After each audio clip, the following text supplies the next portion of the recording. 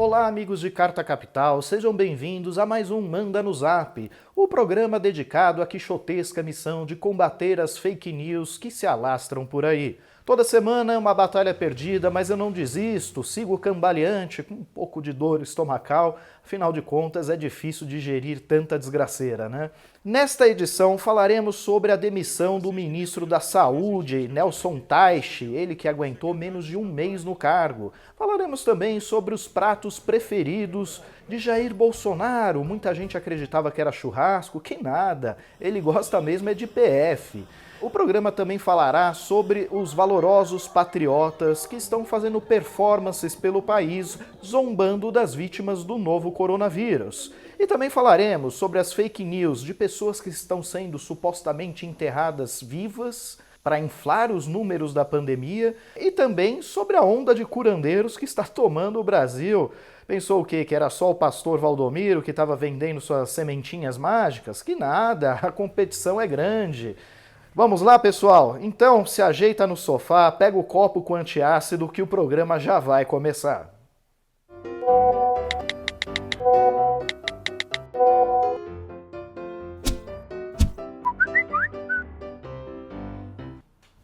Com apenas 28 dias no cargo, o ministro Teich entregou a sua carta de demissão na sexta-feira 15. O problema não seria as constantes chacotas que fazem com ele pelo seu semblante um tanto pesaroso, até fúnebre, nem mesmo pela falta de intimidade com o uso de máscaras de proteção. O problema é o chefe, como costuma ocorrer em quase todas as relações trabalhistas, não é mesmo? O fato é que o ministro inicialmente tentou satisfazer Bolsonaro, tentou falar aí de um relaxamento da quarentena, fazer um planejamento da reabertura, mas, com o avanço do número de mortes pelo país, ele ficou mais cauteloso e passou a defender com mais intensidade o distanciamento social. Não é por menos, né? O Brasil já está num patamar de 800 mortes diárias, mais de 14 mil brasileiros perderam a vida em decorrência dessa doença e o presidente insiste em querer sabotar a quarentena, entrou em choque com o ministro da Saúde em relação a esse tema. Também em relação ao uso da cloroquina. O presidente vende isso como uma solução milagrosa para a Covid-19, enquanto numerosos estudos comprovam que ele não tem eficácia em relação a essa doença. O ministro Nelson Teich estava relutante em liberar o medicamento e isso gerou um novo atrito com o presidente. Mas a gota d'água parece ter sido uma coletiva de imprensa que o ministro deu no início da semana, quando foi informado pela imprensa que o presidente Bolsonaro havia liberado várias categorias como atividades essenciais, incluiu aí barbearia, salão de beleza, academia, todos como atividades essenciais e que, portanto, poderiam funcionar durante a pandemia. Dá uma olhada. Quem é manicure, academia, salão de beleza, barbearia. barbearia, salão de beleza e academia. Isso passou pelo Ministério da Saúde? Não, isso aí não é... Acho que isso... Não passou. Não é atribuição nossa. Isso aí é uma decisão do presidente. Agora, assume interinamente o general Eduardo Pazuello, que já era secretário executivo da pasta, indicado por Bolsonaro e que pode ser efetivado no Ministério da Saúde. Outra cotada é a médica Nisi Yamaguchi, uma defensora do uso da cloroquina e que chegou a ser chamada por Palácio do Planalto na sexta-feira 15. E por fim, lá vem ele de novo, Osmar Terra, candidato a ministro da Saúde desde tempos imemoriais. Conhecido em certos círculos como Osmar Trevas ou Osmar Terra Plana, o deputado chegou a prever que o coronavírus mataria menos gente do que a gripe sazonal gaúcha. E sabe de uma coisa? O presidente Bolsonaro costuma ouvir muito seus conselhos. Esta epidemia, na minha opinião, vai ser menor com muito menos dano para a população que a epidemia do H1N1, por exemplo. 800 mortes. É o que o coronavírus está matando hoje, em um único dia, 24 horas. Apesar disso, muita gente não se convence de que a pandemia está matando tanto assim. Acho que os números estão inflados para prejudicar o governo, embora todos os dados possam ser checados no site do Ministério da Saúde, que pertence ao governo federal. Você mesmo pode acessar se quiser. Eu sei que essa turma patriótica, algum tempo atrás, algumas semanas atrás, fez um ato na Avenida Paulista, encenou a coreografia dos coveiros dançarinos. Olha só que maravilha. E agora, em Brasília, outra turminha dessa resolveu fazer a grotesca performance que eu deixo para vocês assistirem. Suicídio, fome, violência. Pessoal, o coronavírus mata, mas mata muito menos do que dizem por aí.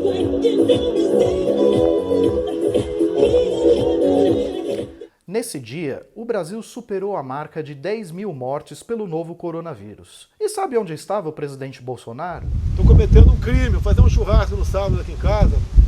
Não vai ter bebida alcoólica, só a primeira dama aí, bota tudo para correr. Bom, engana-se quem acreditou no Manda no Zap da semana passada. Informamos que o presidente Bolsonaro faria um churrasco com amigos no Palácio da Alvorada, mas ele mudou de ideia. Diz que tudo não passava de uma pegadinha, uma trollagem para ludibriar jornalistas babacas como eu. Bom, depois eu entendi um pouco melhor. O prato preferido de Bolsonaro é outro. Na verdade, o Jornal Extra do Rio de Janeiro matou a charada no início de maio. Dias atrás, o presidente Bolsonaro jurou de pé junto que não foi pronunciada a palavra Polícia Federal naquela reunião ministerial delatada pelo agora ex-ministro Sérgio Moro. Depois, quando chega a transcrição do material, verifica-se que o presidente mentiu. E quando perguntado sobre isso, ele responde dessa forma. Presidente, há 2 dias o senhor falou textualmente pra gente, do alto da rampa do Planalto, que o senhor não citava a Polícia Federal no vídeo. Por que a transcrição traz a Polícia Federal e o senhor passou uma informação equivocada pra gente? 2 letras, PF. É Polícia Federal. Ô cara, tem a ver com a Polícia Federal, mas é a reclamação PF no tocante ao serviço de inteligência. De fato, PF pode ser muita coisa, pode ser prato feito. Eu acredito, presidente, eu acredito.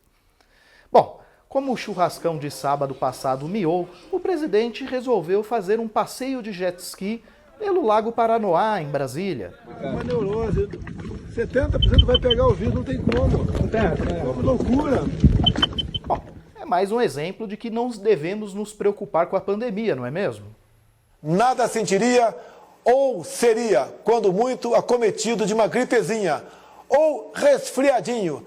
E sabe de onde vem toda essa convicção dos negacionistas? Essa fé inabalável de que o coronavírus não mata ninguém, os números estão sendo inflacionados?